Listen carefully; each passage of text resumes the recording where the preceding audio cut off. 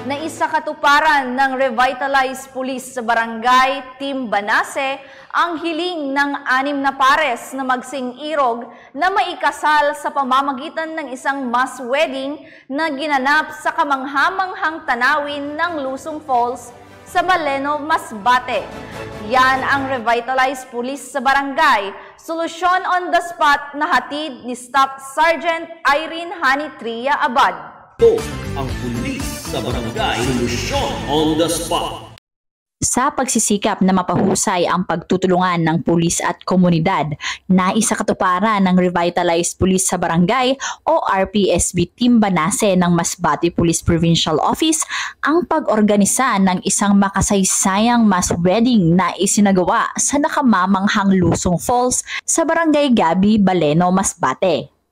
Naging isang malaking sagot ang kahilingan na maikasal ang 6 na pares ng nagmamahalan mula sa nasabing barangay sa pangunguna ng RPSB Team Banase sa tulong at suporta ng lokal na pamahalaan ng Baleno na pinangasiwaan ng kanilang alkalde na si Honorable Marites C. De La Rosa. Ayon sa team leader ng RPSB Banase na si Police Chief Master Sergeant Nolly M. Manlapas, isa sa mga nakita nilang pangangailangan ng naturang barangay ay ang hindi pa nakarehistro at naikasal ang ilan sa mga residente nito.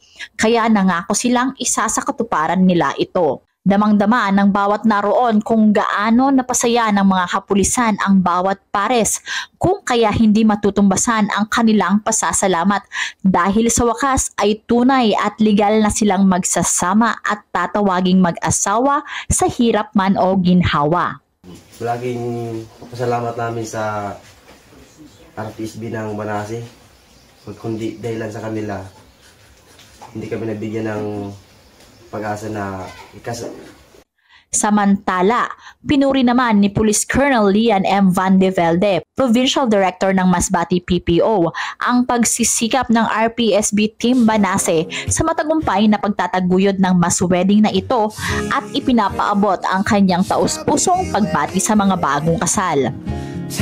Mula dito sa Masbate City, Masbate, ako ang inyong PNN correspondent, Staff Sergeant Irene Hanitria Abad, alagad ng batas, tagataguyod ng Balitang Pulis.